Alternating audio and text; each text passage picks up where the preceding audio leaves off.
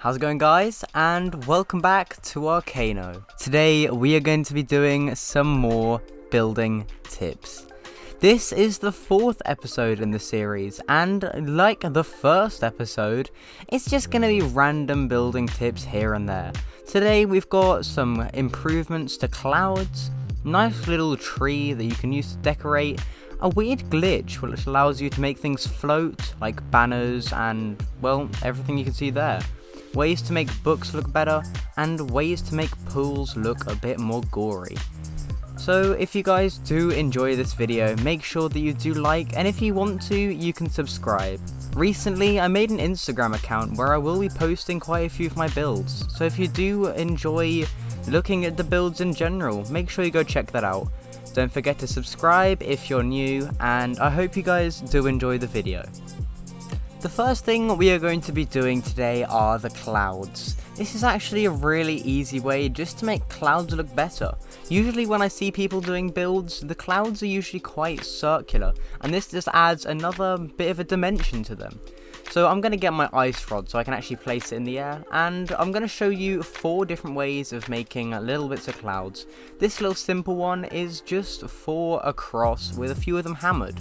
So I'm going to go across by 4, and I'm going to hammer these 2 down and this one down. Then I'm going to break this, and you see it kind of looks like a cloud.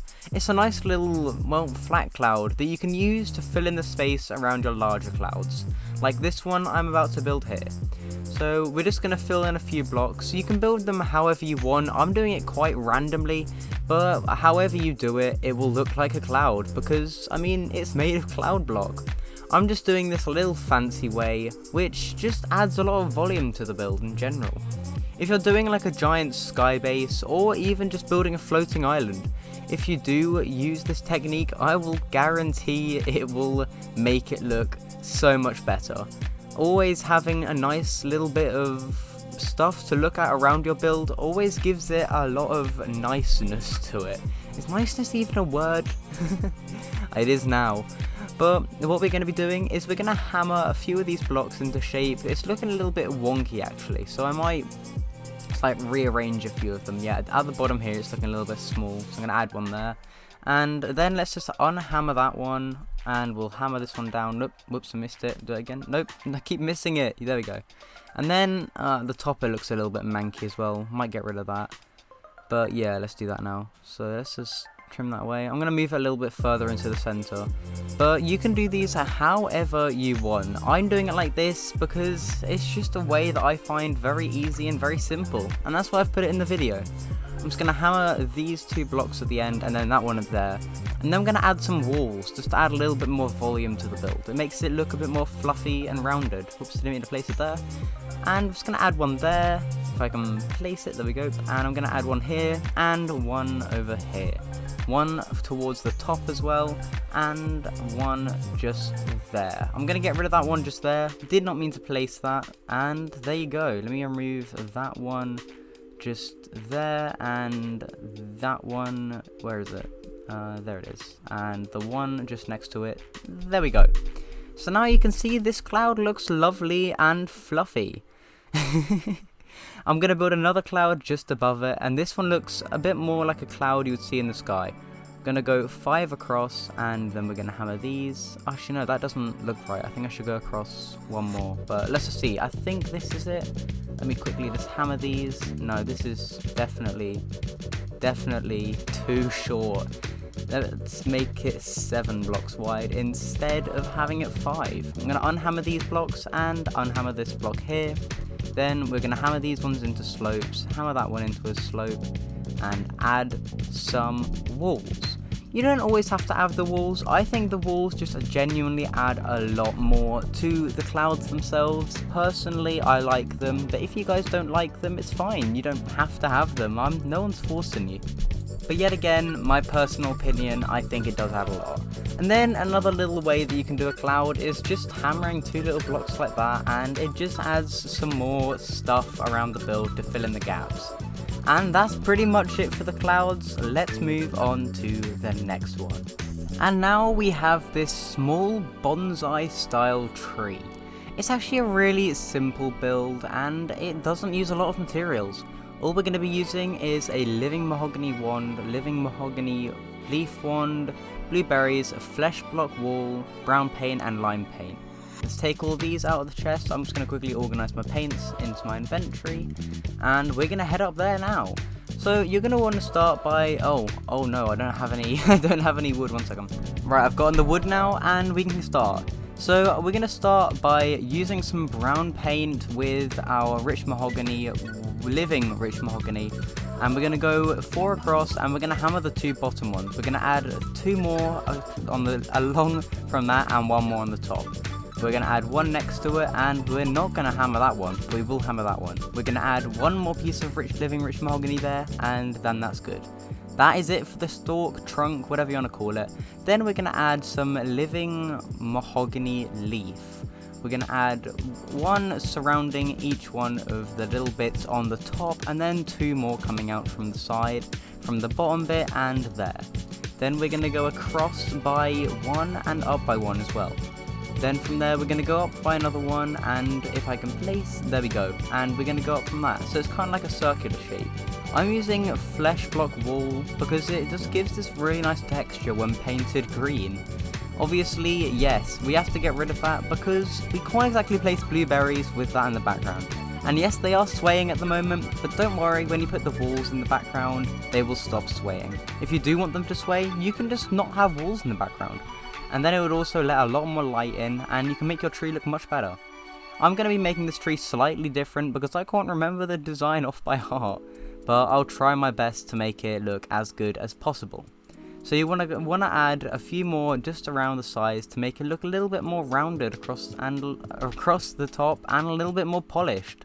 I'm going to remove this one here and this one up here because it kind of looks a little bit manky. I'm going to add one up there, and I'm just going to make it a little bit more curved. Here is the finished bonsai tree, and I think it looks lovely. So this is so simple to build and really easy. Let's move on to the next build. Now we're moving on to this little glitch, which allows you to make furniture items kind of float. You can do this with all sorts of different things, but the things that I definitely know that work are chandeliers, lamps, candles, and flags or banners. So the only things you're going to need are a teleporter, chest, some platforms, and whatever you want to make float. I'm going to use my ice rod just so I can place it up in the sky, and I'm going to place a few boreal wood platforms just across the side so that I can actually have a platform to place my teleporter on. Once you place the teleporter, get a chest and place it above. This will do some weird stuff, and then you can remove the boreal wood platforms and it floats. So then what you have to do is you have to remove a specific corner on the chest. You have to remove the top left corner. So if I get my ruler, this one right here, you want to remove that one exactly. Then if you drill that, the teleporter won't break. Then what you do is you get your ice rod, which is another reason, and you place it just right next to it. And then it will remove the teleporter, but it will keep the entity of the thing you want to make float. You can remove it really easily like I just did, and you can stack it as well. So what I'm going to do now is I'm going to make 2 of them right next to each other. So if you do this, then place the teleporter, then you can place your platforms across from the teleporter, place your 2 chests just next to it, and then you can get rid of your platforms. I actually used this little glitch in the mega build to make the platforms float around the jungle build. If you haven't seen that video, I recommend you watch it. Really cool. Then we're just going to remove that, and then you want to place it just in between the 2 right there. Then you can remove it, and there you go. Floating banners. Cool little tip that will help you spice up your builds. Right, let's get to the next one. This one is really simple and more of like a little building hack than a tip. It allows you to paint, well, the books whatever colour you want. You know how when you usually place books, it has 2 separate colours, and they don't really match usually. If you want to make your own colours, you can paint books with any non-deep paint. Unless it's black, white, grey, or brown, it'll work perfectly fine. So what I'm going to do is I'm going to head up here. Actually, no, we should probably get the platforms from this one. Let's yoink them. Let's head back up to the top, and I'm just going to place a few of these along. I have my blue paint on, whoops. That's fine. let's place our paints just into our little bar. This is just how I organize them usually. I'm just going to switch them up a little bit so it's a little bit more random. Then what I'll do is I will start to place the books. And you will see that it's pretty cool. Look, we've got a green one. We have our weird pinky violet one. We have a nice blue one. Well, there we go. Then we have another little pink one. And then we have our purple one. See? Simple as that. And now let's go on to the next little tip. Next up, we have the spooky little puddle, I guess you could call it. It looks really cool in day with its little glow around it. But at night, whoo, it looks really cool. I actually love it, but it just looks a little bit cooler in day to build at least.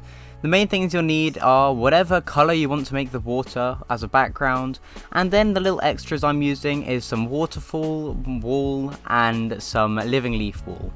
First of all, I'm going to dig out my little area that I want to have my little kind of puddle in the floor. So I'm just going to dig out a small little area, and then I'm going to hammer it into shape a little bit. Where's my hammer? There it is. So, oops, didn't mean to teleport. Let's just hammer some of these into shape. I'm just gonna do a little bit of a flickety fluke. There we go.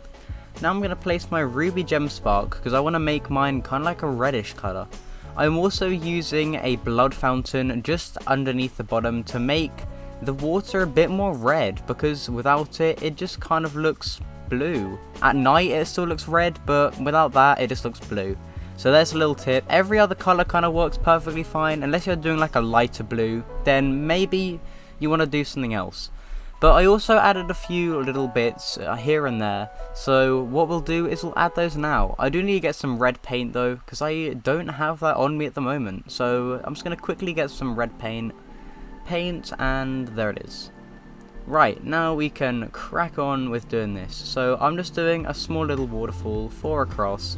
Then I'll be getting my living leaf wall, and I'm just gonna like kind of pile it up. Kind of looks like a little waterfall in a way, and that's why I love it. So that is pretty much it for this build. Thank you guys so much for watching. If you have made it this far, make sure that you do like the video, because it really does help out the channel.